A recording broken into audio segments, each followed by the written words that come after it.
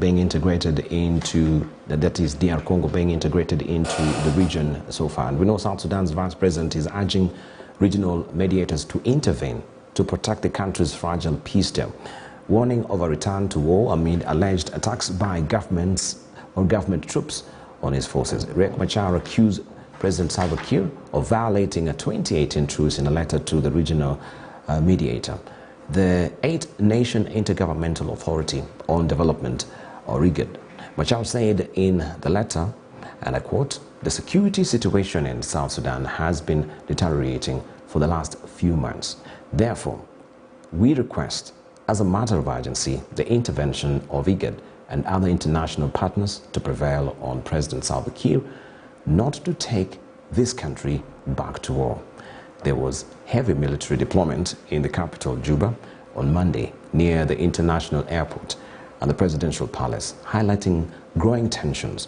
Pork Both, a spokesman for Machar, confirmed the deployment of government troops in parts of Juba, saying, quote-unquote, "We don't know their intentions." But in a televised speech later on Monday, President Kiir said that the presence of security forces in the streets does not mean that there is insecurity in Juba. South Sudanese government troops and forces loyal to Machar have recently clashed in Upper Nile and Unity states, which are seen as Machar's strongholds.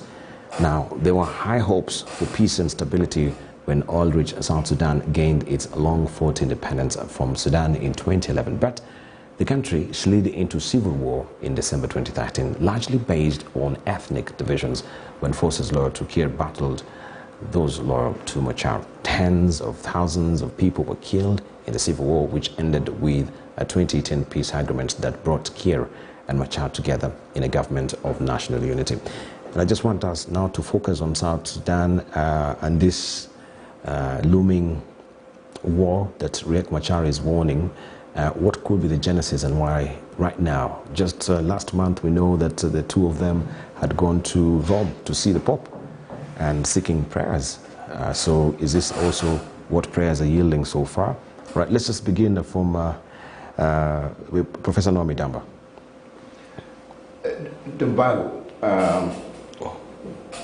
Enough is enough. South Sudan has been a subject of discussion, continuous conflict, and derailment of a potential of a country that can be the breadbasket of Africa, can be the forefront of development. When we need cotton, to support our industry, South Sudan will be one of the leading countries in doing that. I experienced it myself, Dubal. I set up a program to start a university in South Sudan. The facility was thoroughly well built at the Bentu state, and Dubal, within 1 month, yes, it was brought down to rubble. This cannot continue to go on among us. We are very well aware, Dubal. I have a very good friend that is now the minister in charge in the president's office, Dr. Benab Muriel. Is a resolved, religious, very committed person and well-educated, well-rounded. He is committed to paying huge debt that South Sudan have with the East Africa community, the obligation. He's committed to settling all dispute. He was leading the team to the Rome meeting with the Pope. The Pope kissed the feet of these two people. And yet they come back, the ball, and start squabble. And we all know that there is significant interest from outside. We are watching Russia moving into Sudan, and the next thing you know is this crazy vodka drinking people will be infiltrating into South Sudan to create problem and continue problem. We cannot have that as part of the East Africa community. It has to stop. And whatever support they need from the rest of Africa, they have provided. So enough is enough. Enough is enough. Ahmed Hashi. The great philosopher Hannah Arendt wrote a book about the Holocaust, and she called it The Banality of Evil. The people of South Sudan, are an ancient African people. And for the last 30 years, what has happened in South Sudan is probably close to a nouveau genocide. You know, a genocide by attrition, because the lives that have been lost there, over the years, during the conflict with Sudan over independence, is probably nearly 2 million lives that were lost. The other day, this political machinations by Mr. Kiir and Mr. Machar, 200,000 people lost their lives. There's a famous or an infamous photograph of a South Sudanese child that stuck in my head for ages, of a vulture and a South Sudanese child. And it is indicative, it's a postscript to the mental framework of the political leadership in South Sudan today. It is banal. You know, there were agreements that were signed. Harry Truman used to say, the buck stops with me. And the buck has to stop with someone called Salva Kiir. Salva Kiir is implacably opposed to Mr. Machar, because Mr. Machar went to northern Sudan, took troops, walked into Dinka Bor, and killed thousands upon thousands of Dinkas. And this cycle of violence of Dinkas and Nuers and Shiluks and all this ethnic manipulation is a direct effect of the last 30 years of civil conflict in the Sudan. And you know about the agreements that were made in Khartoum, in which was supposed to be implemented. This is where Mr. Machar has rejected Mr. Kiir's supposition that they can go into an election. The conflict comes from that there are certain things that need to be implemented before you go to an election. And this conflict is what these issues of implementation of the agreements in Khartoum should have by now been done. I know that the African Union has been watching over this issue for a while. I even know the technical committee people who are working there. And I follow this very closely because you know, South Sudan and Kenya and Uganda and implacably connected at the hip. Kenya's economy and South Sudanese economy is tied to Kenya's economy and also tied to Uganda. So I think that I agree with my learned friend on the right, that the leaders there, Mr. Machar and Mr. Kiir, have just failed not only the South Sudanese people, they've failed Sudan as a whole, they failed East Africa as a whole, they failed Africa as a whole. And I think that the Kenya government, we know that Mr. Kiir has a lot of money here in Kenya. We know Mr. Machar keeps his money here. We know that their families are here.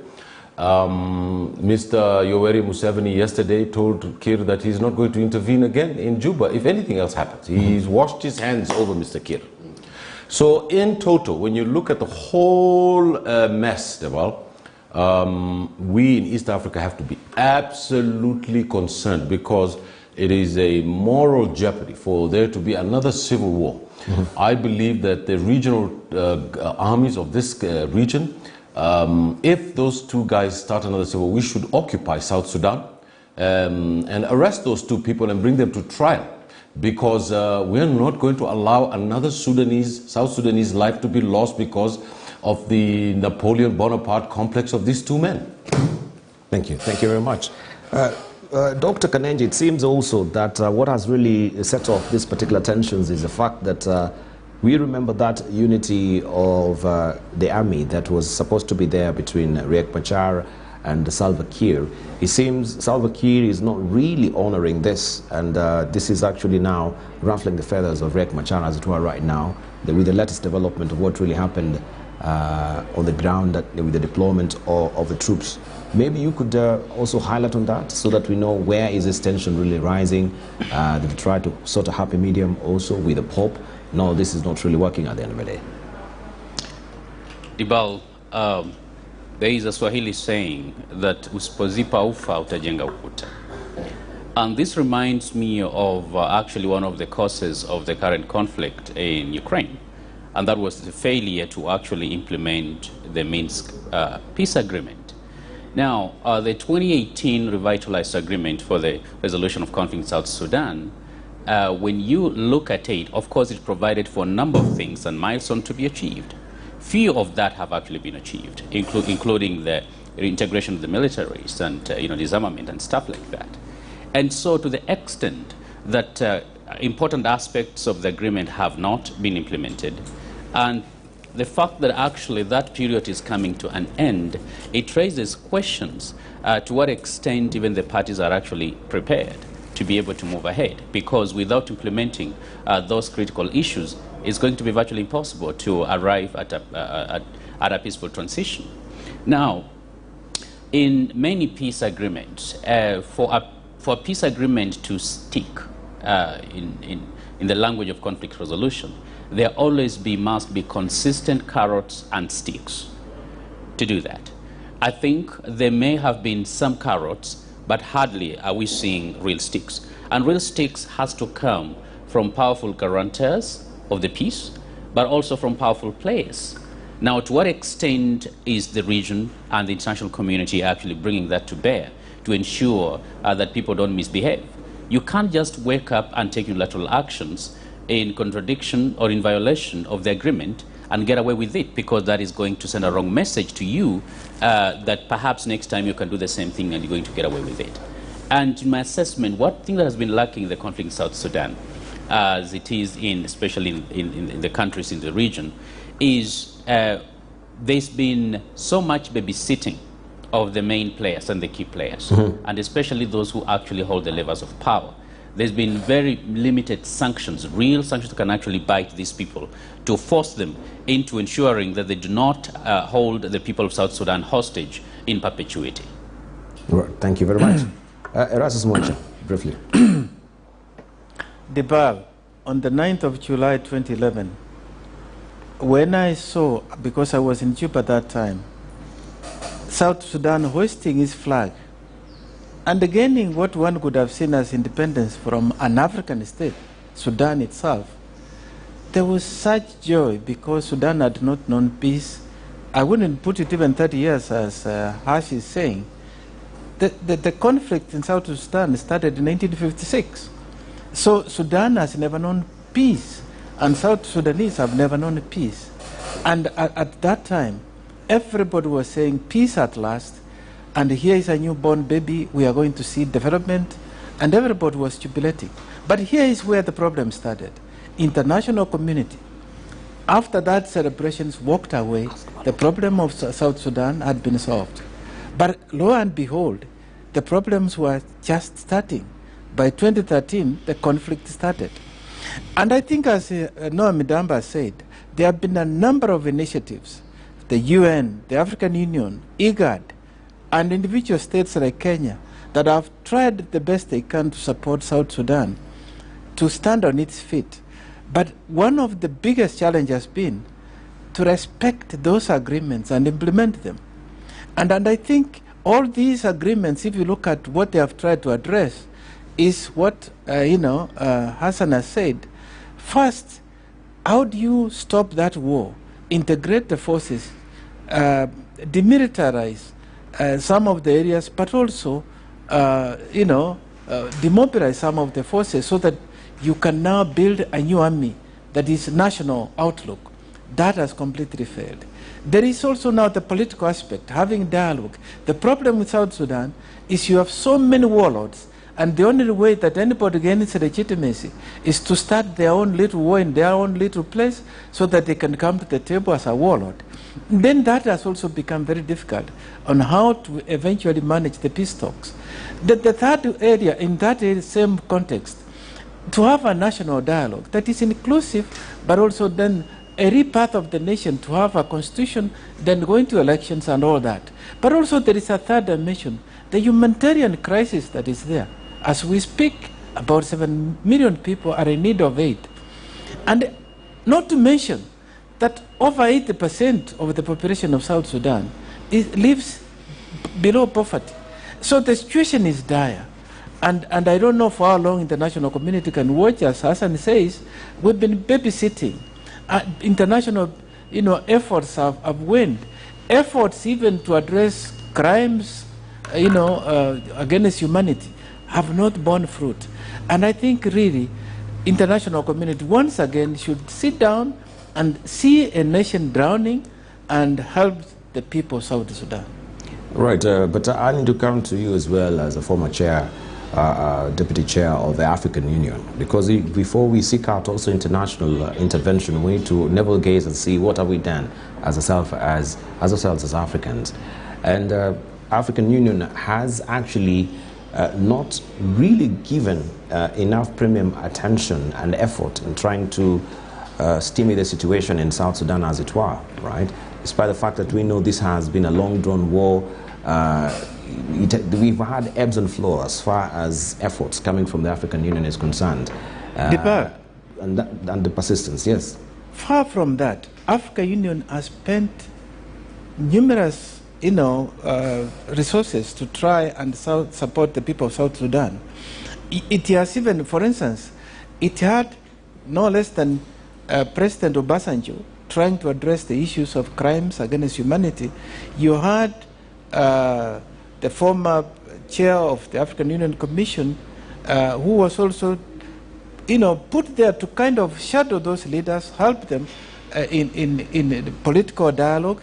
There has been a military force from Africa, for instance, to separate and implement a ceasefire. And as Hassan said, there have been too many carrots and not sticks. There have even been efforts, African Union, to try and sanction some of the leaders. And I don't think African Union, the only thing that people think is that you must go there with guns and soldiers and tanks to try and roll the country down. That is not the African Union philosophy. But the effort has been to help them have dialogue, to help them address issues of humanitarian crisis and the rest. I don't think there's been short of efforts. The problem has been unwillingness on the part of those that are in authority to implement and also look at the issues and forget about their own personal issues and address the issues facing the people of South Sudan. Okay, let me cross over now to Dr. Peter Bierajak in Washington, D.C. And you also been putting tails on this ever since, of course, you migrated here in the country at a very tender age, and you've been doggedly following what is happening in South Sudan with your effort. Also you've been the brunt of the government of South Sudan being thrown into the Blue Nile prisons. If we may just remind me of that particular name as well. And we were agitating for your release at the end of the day. Now you are in the U.S. So far. What do you make of this latest development, Peter Bierajak?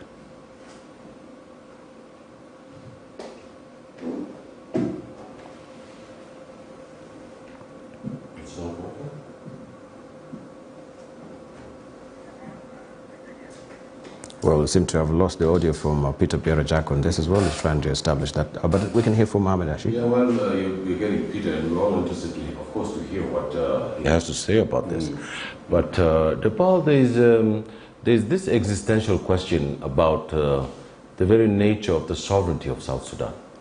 Or whether or not the sovereignty that was handed to the people of South Sudan and the division of the Sudan is also a main culprit in the problem of the crisis there. I know that it's important for us to buttress, help and support our brothers in South Sudan. But there is a question about the political elite there and the responsibilities that they have to their country. And I think Mr. Peter Jack is back online, and we're all interested to hear what he has to say about this. Right, before we go there, let's just hear from Professor Namidamba. Dubal, those African countries with their tangible resources, oil, gas, really a focal point a great deal of interest from outside Africa and within Africa. And we, DRG Congo just joined us. And we know that DRG Congo has never been settled, never been peaceful from the beginning to now. And therefore, we need to, number one, understand the kind of force which is coming from outside and the internal dynamic. And thirdly, we need to say to these people, enough is enough. We're going to close your account in Nairobi. We will not let you come in and be part of the East Africa community unless you behave like grown-up. And that time has really come. So we slap them with sanctions? No, why I'm saying enough is enough, Debal, is we cannot continue this issue of babysitting. For how long? When adults cannot just sit. These people are grown up. They know what's good for the country. They know that soil in Sudan can feed the rest of Africa, Debal. It's a deep cotton soil. And there is so much potential for the country, Debal, in terms of education and settlement and everything. And it's a huge country, Debal, from the Central Africa all the way to Indian Ocean, when you're looking at it. And therefore, if they cannot come as people and say, we are now going to create a peaceful framework, the Southern Sudanese, we're going to create a peaceful framework and begin now developing the country. Our friend, our partner, Peter Barajo, is an example. Peter has the brain and education to assist South Sudan. They have diasporas all over, Australia, America, and everything, which need to be now part and parcel of development. Thank you. But they cannot let these people in. Thank you. Let's hear from Peter Bierajak. I think we've re-established the connection right now. All right, I'm not giving it a song. Wow. I think the internet is really acting on us. But we can hear from Dr. Hassan Kanenje. I think it is a very sad moment, but I don't think things are going to get out of hand, especially when action is taken. Now, in our roundtable last week on Russia-Ukraine crisis and implication for the Horn of Africa, one of the questions we raised was, what is the fate of the ongoing conflicts and the uncertain peace agreements like the one in South Sudan, and as well as the conflict in Ethiopia? And we had a sense, a feeling that the challenges that the region faces are actually going to be affected as the attention shifts towards saving Kyiv. And I think this is being manifested right now because even with the current bizarre behavior that we saw in Juba, there hasn't been as much international outrage and condemnation and an effort to actually ensure that it doesn't escalate. And so I think the fear is, as the world looks west, is Africa going to suffer? Is the Horn going to implode? And the South Sudan peace agreement going to falter? Right, thank you. Erasmus Mwencha. I agree with Hassan that it's not all doom and gloom, and one hopes that the personal chemistry between Salva Kiir and Riek Machar is not beyond repair, and that the two can once more hold each other's hand, face the nation, and bring peace and help Sudan and the people of Sudan enjoy peace at least once, and so that we can see development and unlock the potential of that country. Right, thank you. Okay, still we'll endeavor to reestablish our connection with Peter Bierajak there, and then we continue best with the conversation. But the biggest also integration that we're talking about, the youngest member was South Sudan, but now we have DR Congo as the youngest member of the East African community. And we just want to hear on that particular extraordinary session that